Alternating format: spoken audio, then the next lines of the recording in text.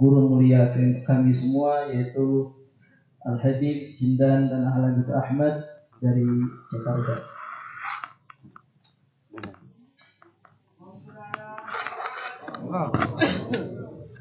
Assalamualaikum warahmatullahi wabarakatuh. Alhamdulillah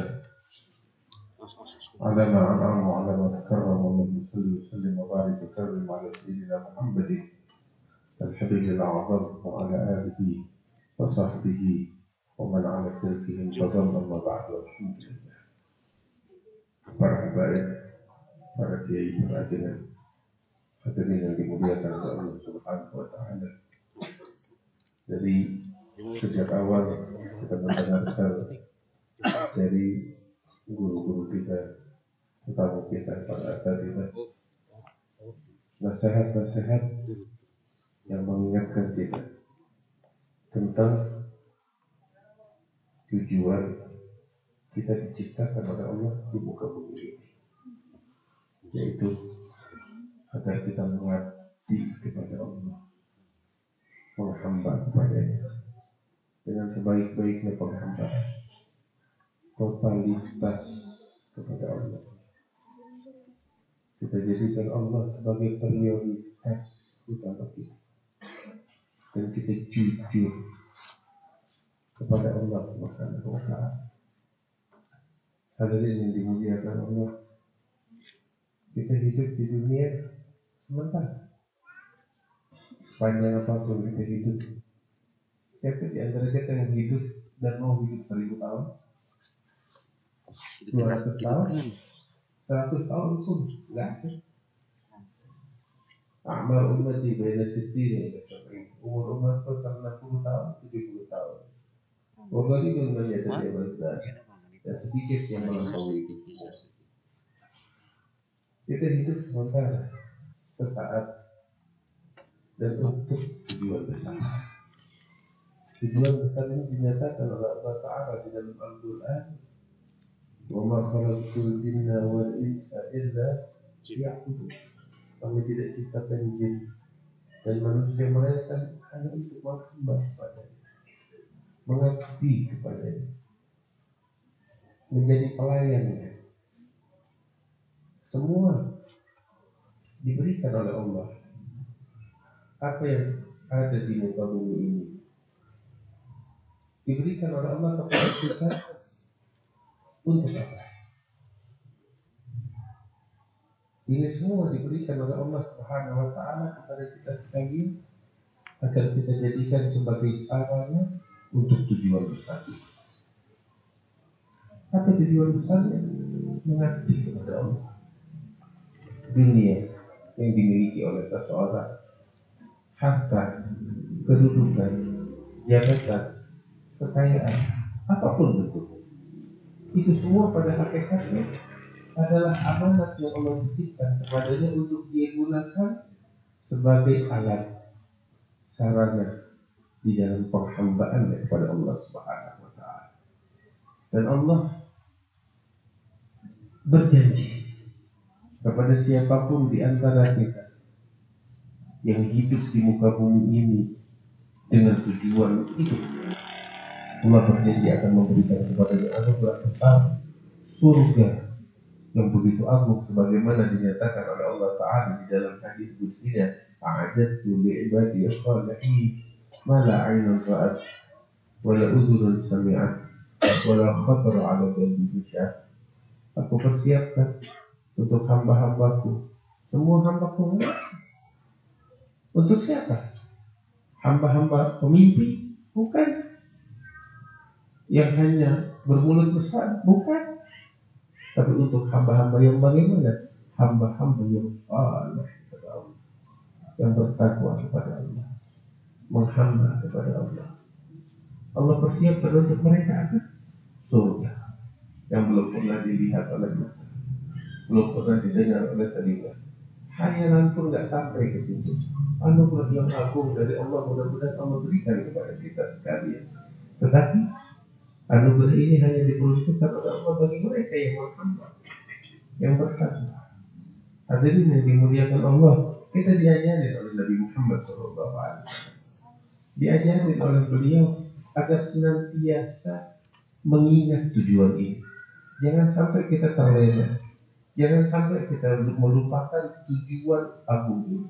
Sampai ketika sholat 5 waktu, setiap 5 waktu kita berikrar di hadapan Allah, diajarkan oleh Nabi Muhammad untuk menyatakan ikrar kita sebagai hamba. Kita bilang iyyaka na'budu wa iyyaka nasta'in. Kita mengatakan ya Allah, hanya kepada Engkau kami menghamba, bukan kepada yang lain.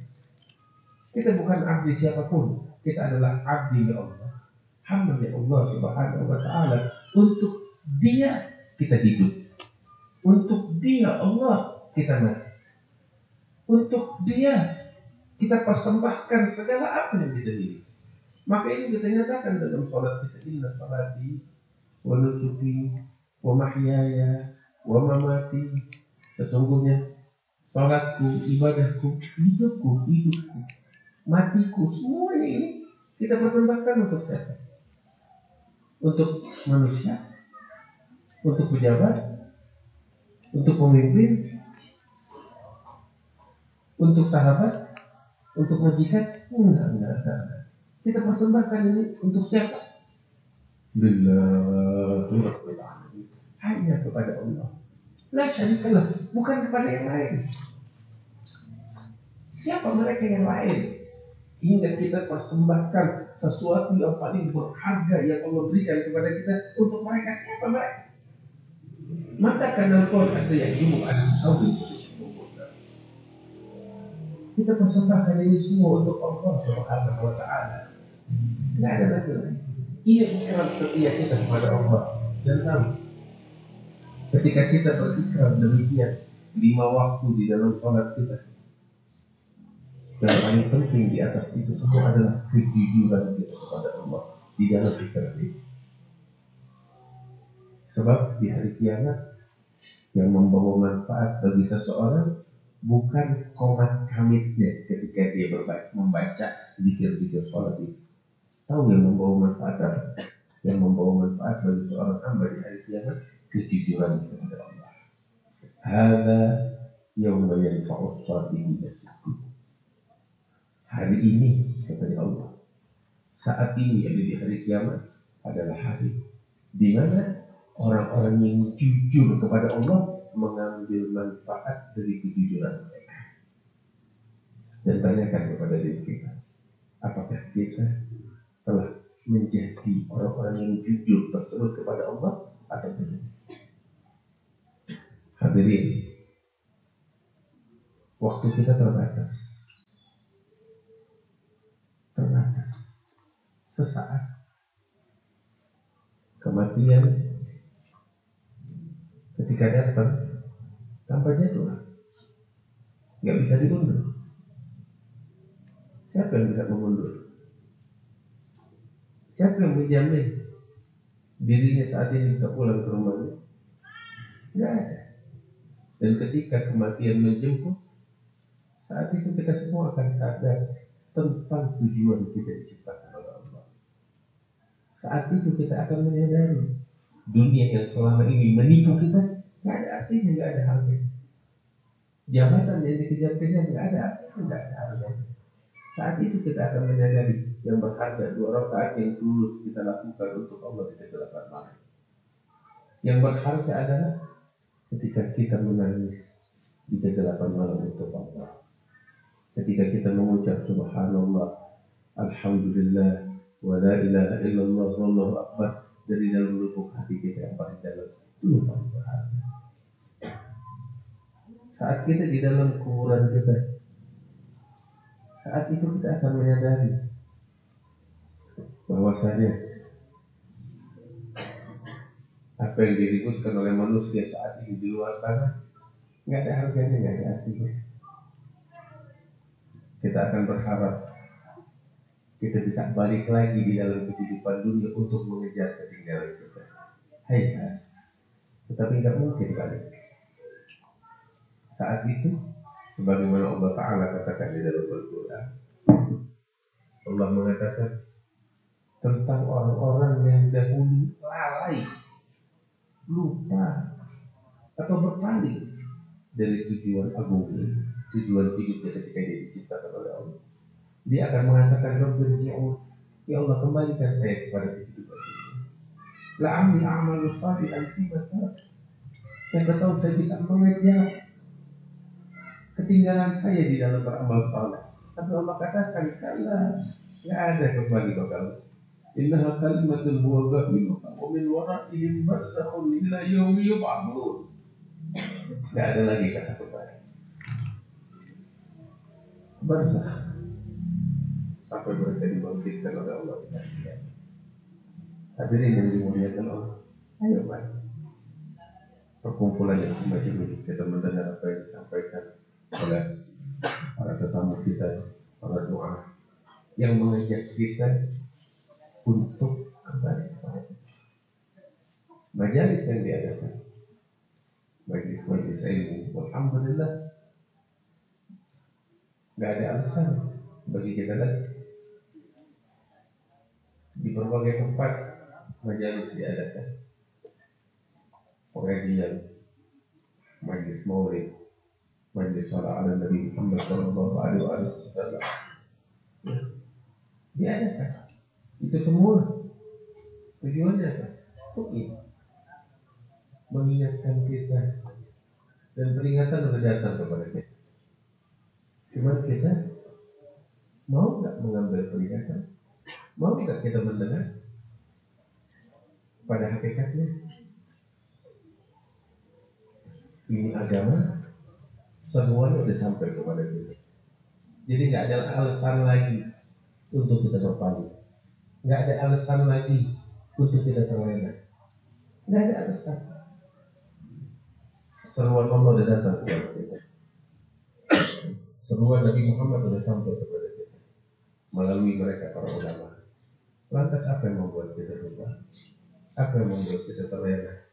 Mau sampai kapan? Apakah hingga kematian menjemput? Ini saatnya kita kembali kepada Allah.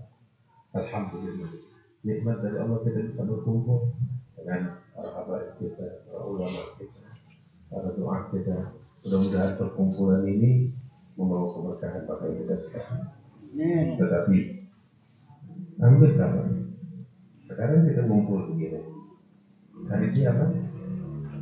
Setiap individu di antara kita yang ada di sini bakal ditanya bahwa ditanya, kamu hadir? Iya. Kamu pulang bawa apa? Bawa perubahan atau tetap seperti sedia kan? Kita bakal dituntut pertanggungjawaban Allah. Setiap orang di antara kita kelak akan berdiri di hadapan Allah, dipanggil oleh Allah. Nabi sallallahu alaihi wasallam bilang, "Ma minkum min ahad illa wa sayukallimuhu rabbuh. Laisa bainahu wa bainahu tarjuman. Fa yanzur aymana minhu fala yara illa ma qaddam. Wa yanzur ash'ama minhu fala yara illa ma qaddam. Wa yanzur tilga'a wajhi fala yara illa an-nar tilga'a wajhi hatta an-nar wa bisyikki tamah." Nabi sallallahu alaihi wasallam bilang, tidak ada seorang pun di antara kita melainkan akan menghadap kepada Allah. Menghadap kepada siapa? Menghadap kepada siapa? Pada Allah. Dengan wajah apa kita menghadap kepada Allah? Dengan keadaan bagaimana kita menghadap kepada Allah? Hadirin, ini yang disampaikan oleh As-Sadiqul Masduq Nabi Muhammad SAW. Beliau kasih kabar kita bakal menghadap kepada siapa? Kepada Allah. Apa persiapan kita? Apa yang kita bawa? Tatkala kita menghadap kepada Allah. Dan itu waktu nggak bisa diwakili tanpa ada kuasa hukum, nggak ada pengacara yang dampingin kita. Kita menghadap kepada Allah tanpa penerjemah. Hanya kita berdua dengan Allah untuk diminta pertanggungjawaban oleh Allah. Setiap yang besar dan yang kecil akan ditanyakan satu persatu oleh Allah. Apa jawabannya? Hari yang berat, hari yang menakutkan. Wahai orang-orang yang beriman kepada Allah, wahai orang-orang yang percaya tentang hari kiamat yang akan datang, hari pengadilan Allah. Bukankah kita percaya? Bukankah kita beriman? Apa persiapan kita untuk saat itu? Hadirin yang dimuliakan Allah, inilah yang membuat para anbiya menangis. Inilah yang membuat para awliya menangis. Dan kapan kita akhir kali menangis untuk Allah? Ayo kita balik. Kita sadar, kita berubah untuk menjadi hamba Allah yang terbaik. Berlomba-lomba untuk itu, sehingga kita beruntung di dunia dan di akhirat. Alhamdulillah, ini majlis insyaAllah menjadi majlis yang penuh berkah untuk kita sekali. Kita pulang dari sini dengan membawa keberkahan, dengan membawa perubahan di dalam perilaku kita, di dalam akhlak kita, di dalam penghambaan kita kepada Allah Subhanahu wa Ta'ala. Ya Rabbal Alamin. Jadi ini tadi di sini kalau kita lihat bagaimana kita dituntut, kita diminta untuk menghamba kepada Allah, bertakwa kepada Allah dengan keikhlasan, dengan ketulusan, dengan kejujuran yang bersambung dengan Nabi Muhammad. Dulu orang-orang tua kita begitu, hidup mereka hanya untuk Allah. Guru-guru mereka juga begitu, sampai kepada Nabi Muhammad SAW, manusia-manusia yang jujur kepada Allah. Allah Ta'ala bilang dalam Al-Quran, ya ayyuhalladzina amanu taqullaha wa kunu ma'as-shadiqin. Jadi ya, kamu bersama orang-orang yang jujur. Mudah-mudahan Allah jadikan kita sebagai orang-orang yang jujur kepada Allah, shadiqin Allah Subhanahu wa Ta'ala. Alhamdulillah, hadir di tengah-tengah kita guru kita, Ajaib Allah Al-Binda, kita akan mendengarkan apa yang beliau sampaikan. Mudah-mudahan membawa keberkahan untuk kita sekalian, membawa manfaat untuk kita sekalian, dan kita pulang, kita jadikan apa yang disampaikan sebagai pedoman bagi hidupnya kita dan keluarga kita, sehingga kita mendapat ridha dari Allah Subhanahu wa Ta'ala. Mungkin ini sedikit yang bisa saya sampaikan, mudah-mudahan membawa manfaat untuk kita sekalian. Sallallahu alaihi Muhammad wa ala alihi wasallam. Alhamdulillahirabbil alamin. Wassalamualaikum warahmatullahi wabarakatuh.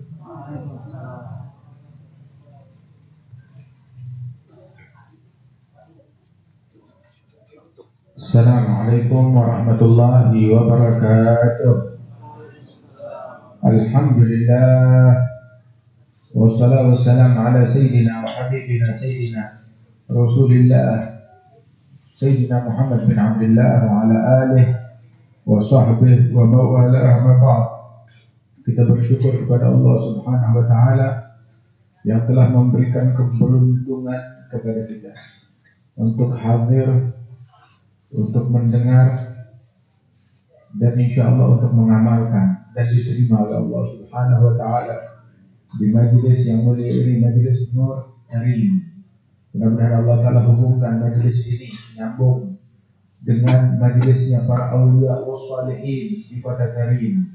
Kota Karim adalah negerinya para wali-wali, negerinya para ulama, kota ilmu, yang mana Wali Songo dan para pendakwah yang datang ke bumi Indonesia ini sejak zaman Wali Songo dan sebelum mereka itu berasal dari Kota Karim. Sehingga Islam di bumi Indonesia ini belajarnya, ngajinya, kenalnya dari mereka. Islam yang santun, Islam yang akhlak, yang penuh dengan keilmuan, diiringi dengan pengamalan, diiringi dengan rasa takut kepada Allah Subhanahu wa Ta'ala, serta ikhlas dan ketulusan, dengan sanad yang bersilsilah dan menyambung melalui mereka para wali-wali, para ulama yang kaliber, para sholihin, sampai kepada Nabi besar Muhammad sallallahu alaihi wa alihi wasallam. Salsalatun anhum asanidu akhdhihim ila khairi mahmudin wa ashrafi hamadi akun yatalaqqa an abihi wa hakadha faya laka min haba kiramin wa ajdadi. Bersambung silsilah keilmuan mereka, sebagaimana silsilah ilmu mereka bersambung dari gurunya, dari gurunya, dari gurunya, dari ayahnya, dari kakeknya, terus sampai kepada Nabi Muhammad. Ilmunya nyambung seperti itu, amalannya juga nyambung. beramal, ngikutin amalan ayahnya, kakeknya, leluhurnya, gurunya lagi terus sampai kepada Nabi Muhammad. Begitu juga takut mereka kepada Allah, nyambung, ngikutin rasa takut kakek dan leluhurnya. Begitu pula keikhlasan mereka pun juga demikian. Sehingga di dalam keilmuan mereka adalah orang yang sangat berilmu. Mereka para ulama yang datang ke bumi Indonesia ini mengajarkan Islam bukan belajar ilmunya dari internet, bukan ngambil ilmunya itu dari orang pasar, bukan setiap kali dapat umpan di internet atau di media sosial atau di pesan singkat, wah itu begitu ilmunya dia sumbernya dari situ. Sehingga mereka perlu orang-orang yang terputus sanadnya dan keilmuannya takut, perlu isu untuk modal ceramah, perlu isu untuk bahan pembicaraan. Kalau disuruh bahas tentang Al-Quran, tentang hadis, tentang kitab ini, kitab itu, dia kewalahan.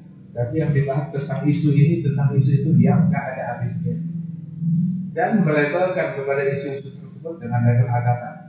Tidak demikian. Di dalam keilmuan mereka, mereka itu menghafal daripada kitab-kitab ilmu dalam Al-Quran.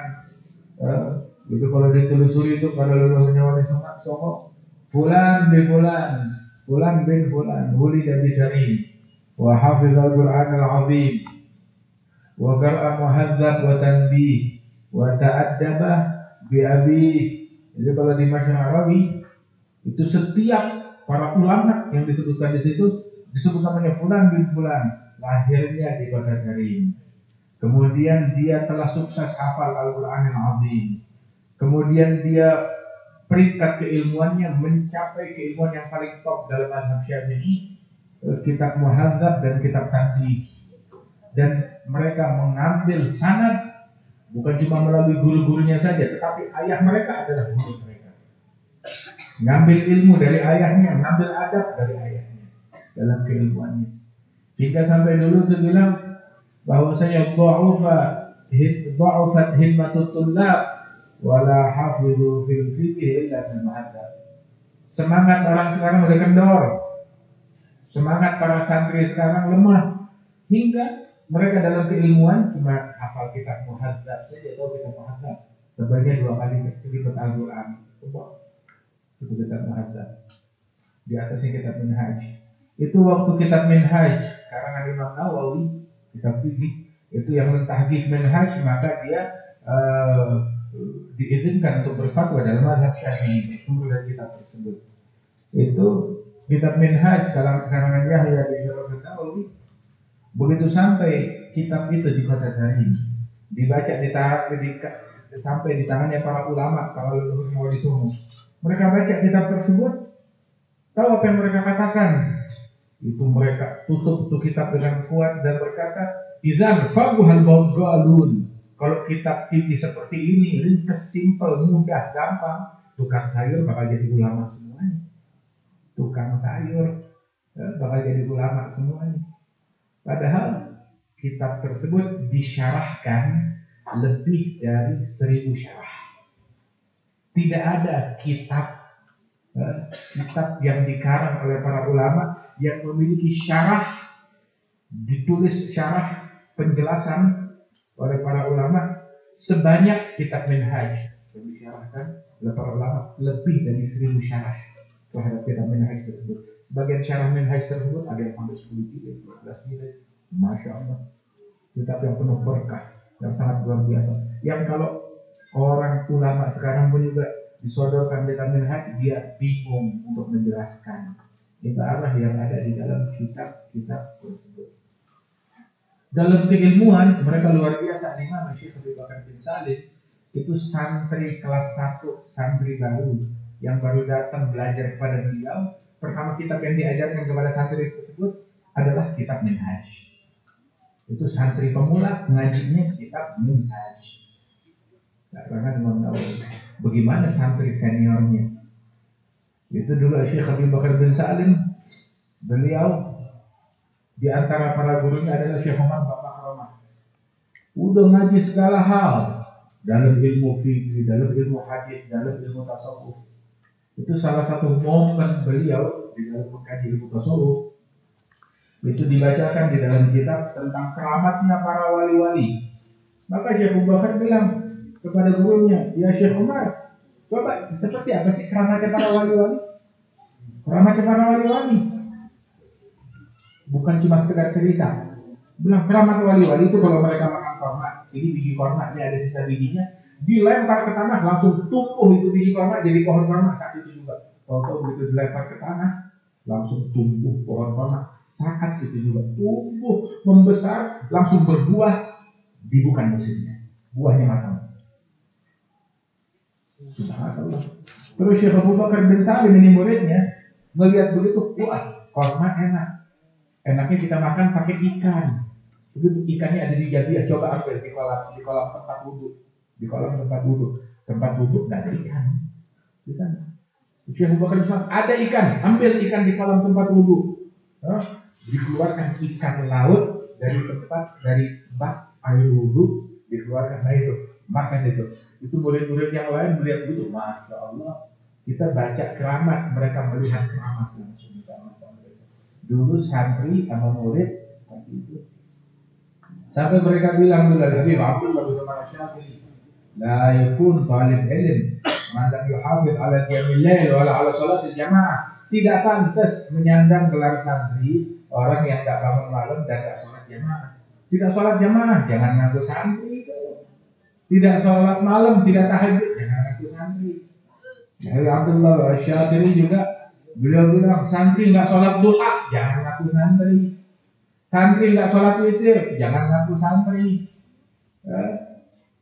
Sampai dikatakan bahwasanya nggak pantas menyandang gelar santri kalau fikihnya minimal, fikihnya dia hafal kitab Zubat dan nahwunya dia hafal kitab Al-Fiyah, minimal seperti itu. Masya Allah, santrinya zaman dulu. Makanya sekarang dibilang ulama, masa sih begitu?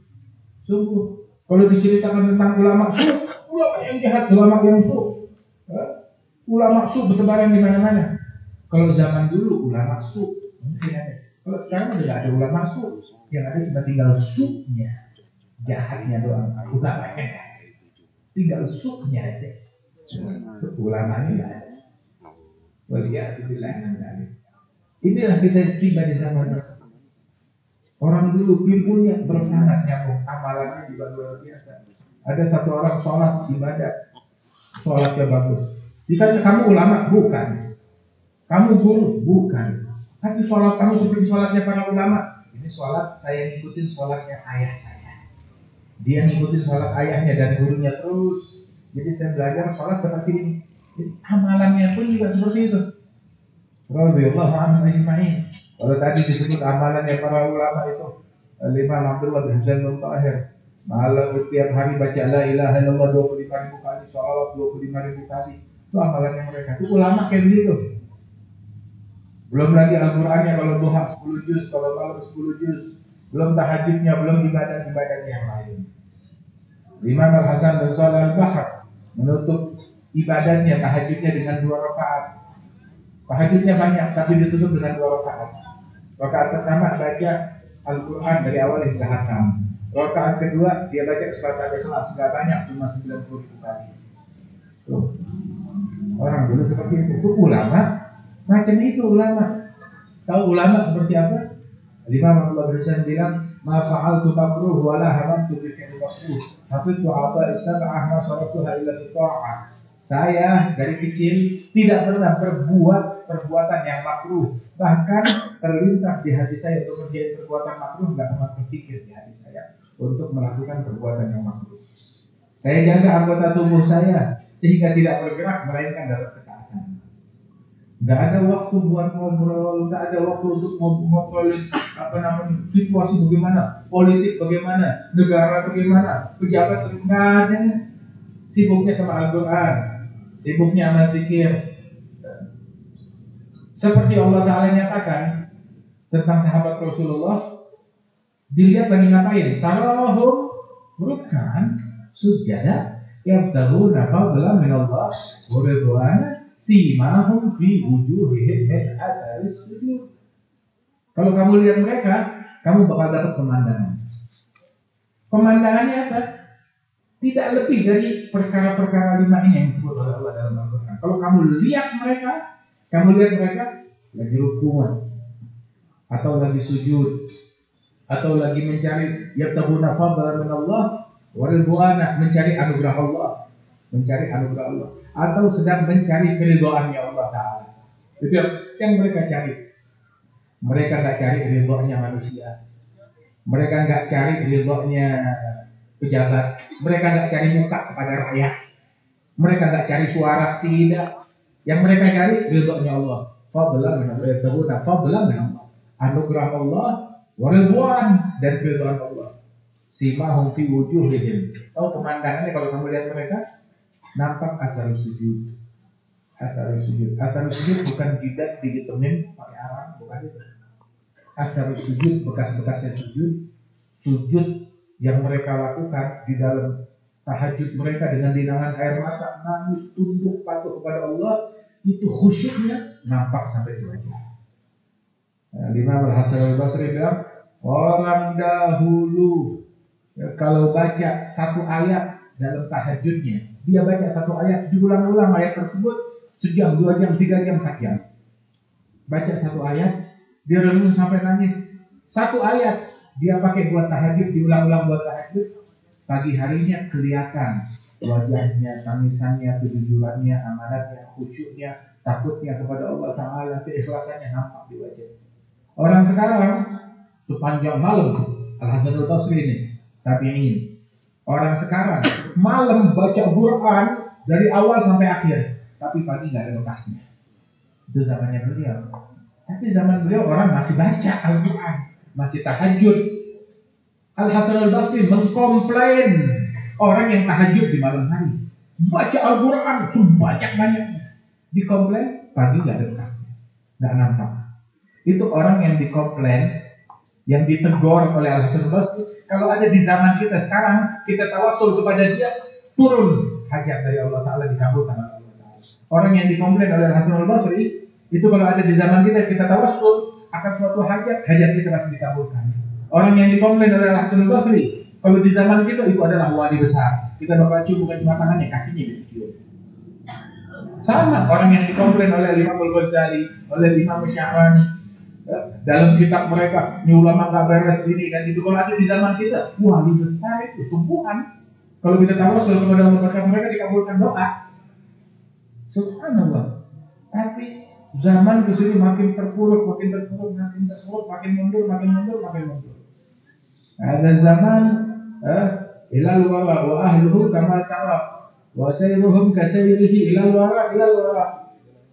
Ini zaman makin mundur. Penghuni zaman bisa sebagaimana kita lihat deh keadaan mereka seperti keadaan zaman. Makin mundur. Orang dulu yang awamnya aja tahajud, yang sekarang ulama juga tahajud. Orang dulu yang awamnya saja itu berbicara di pasar, di kebun dengan ibarat yang ada di Minhaj, kitab-kitab besar. Orang sekarang hanya dia berantakan, tidak betul.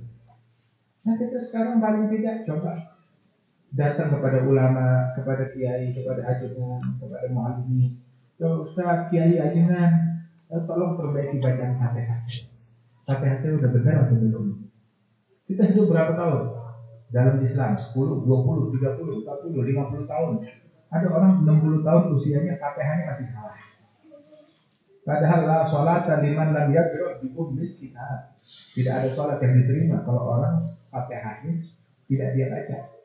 Perbaiki bacaan Fatihah kita. Perbaiki bacaan tasyahud kita. Sibuk sama situasi negeri, bangsa, negara. Fatihahnya gimana? Kita besok hari kiamat gak bakal ditanya siapa presiden kita, siapa partai yang kita pilih, siapa kelompok yang kita bela, gak bakal ditanya itu. Tapi kita bakal ditanya tentang sholat kita, tentang puasa kita. Perbaiki. bacaan kita, Fatihah kita, tasyahud kita, wudunya kita. Minta tolong kepada ulama, tolong lihatin wudu saya udah benar atau belum, basuh wajah saya udah benar atau belum, salat saya, rukuk saya, sujud saya udah benar atau belum. Dan dulu ulama memperhatikan ini yang mereka perhatikan. Nabi Muhammad SAW lagi duduk, atau ada orang salat, diperhatikan salat oleh Rasulullah. Muallim yang teragung melihat salat orang tersebut, begitu selesai itu orang menghampiri Nabi Muhammad. Nabi bilang, "Sholli, balik lagi sembahyang. Kamu masih belum salat. Lu udah salat lama." Begitu datang Rasulullah, salat lagi. Kamu masih belum salat. Yang tadi kamu kerjakan belum ditulis salat, belum salat. Dia salat lagi. Sama seperti caranya yang tadi. Terus datang ke Rasulullah, Rasul bilang, salat lagi. Kamu masih belum salat. Sampai 3 kali. Akhirnya dia tanya, "Ya Rasulullah, alimni, ajarkan saya ya Rasulullah." Maka Nabi ajarkan, kalau kamu sholat ada kiblat, dia baca takbiratul ihram, kemudian setelah itu baca suratul Fatihah, ruku hatta tatma'inna raki'an, ya jadi hatta tatma'inna qa'ima, wasjud hatta tatma'inna sajida. Kamu ruku sampai tumanina dalam rukuknya, tidak dengan tumanina, sujudnya dengan tumanina, duduk antara dua sujud dengan tumanina, dan lakukan itu dalam sholat muslim. Itu yang diajarkan oleh Rasulullah Shallallahu Alaihi Wasallam. Itu yang diurusin oleh Nabi Muhammad Shallallahu Alaihi Wasallam. Untung orang itu dikasih tahunya di dunia masih hidup, sholat kamu masih belum sholat. Tapi kalau udah meninggal dunia, kita masuk kubur, usia kita 60, 50, 70 tahun masuk kubur, lalu malaikat bilang, kamu masih belum sholat. Saya 70 tahun sholat. Iya, 70 tahun sholat, tapi Fatihahnya salah. Fatihahnya makhrajnya tidak betul. Berapa banyak kaum wanita kita sholat, rambutnya keluar, batal sholatnya. Dia berwudu, sikutnya nggak dibasuh dengan benar. Dia berwudu, tumitnya nggak terbasuh, nggak kena air dengan betul. Dia nggak tahu. Dan berlalu itu bukan sehari, bukan 2 hari, bukan seminggu, bukan 2 minggu, bukan setahun, bukan 2 tahun, puluhan tahun dia begitu. Bukan sholat. Bagaimana nasib dia kalau ketika menghadap kepada Allah Subhanahu Wa Taala? Cari tahu, malaikat Jibril nggak bakal turun ke rumah kita, nggak pintu rumah kita, "Assalamualaikum, saya mau ngajarin kamu sholat, saya mau ngajarin anak kamu sholat." Enggak. Tapi kita yang harus cari tahu. Ulama diwajibkan mengajarkan, dan kita pun juga diwajibkan untuk bertanya kepada mereka. Tanya, datang, coba perbaiki bacaan saya. Sampai kita dulu tuh habis belajar di Hadramaut selama bertahun-tahun, setiap ada ulama datang, kita diperintahkan untuk bacalah Fatihah di hadapan ulama tersebut. Minta dia mendengarkan bacaan Fatihah kita. Subhanallah. Banyak yang berguru kepada mereka. Tahu bergurunya ngaji apa? Bukan ngaji kitab besar-besar. Enggak. Kita ngajinya kepada mereka ngaji surat Al-Fatihah. Ngaji surat Al-Fatihah. Bukan kitab yang besar-besar. Lain kitab yang besar-besar kita berguru juga. Tapi ngaji kepada ulama-ulama tertentu surat Al-Fatihah. Masya Allah. Nah karena itu ayo didik diri kita, didik keluarga kita, anak-anak kita, agar mereka tutup aurat yang benar, ibadah mereka diperbaiki dengan sempurna. Mudah-mudahan Allah Taala berikan taufik, Allah Taala berikan bimbingan kepada kita sekalian, juga Allah negeri kita makin aman, makin makmur, dijauhkan dari bala, dijauhkan dari musibah, dan Allah Subhanahu Wa Taala memberikan hidayah kepada bangsa Indonesia ini, kepada rakyatnya, kepada pejabatnya, kepada pemimpinnya, kepada ulamanya, kepada salihinnya, senantiasa dibimbing oleh Allah Subhanahu Wa Taala di jalan yang diridhai oleh Allah Subhanahu Wa Taala. Majlis ini makin berkah insyaallah para hadirin. Nah, kita diberikan keberkahan oleh Allah Subhanahu Wa Taala. Allah menjadi mana hada jam'an ma'lumah. Tabarrukana min ba'dihi tabarrukan ma'sumah. La tajal fina wala minna wala ma'ana syaitin wala ma'rumah. Ihdina bihuda faj'alna liman bisari sariqa. Kadzalina waliyal jiwa wa la taj'alna liman khalaqa amraka wa 'asa. Birahmatika ya arhamar rahimin. Wa sallallahu ala sayyidina Muhammad الذي يؤمن على آله وسلم وآخر دعوانا أن الحمد لله رب العالمين.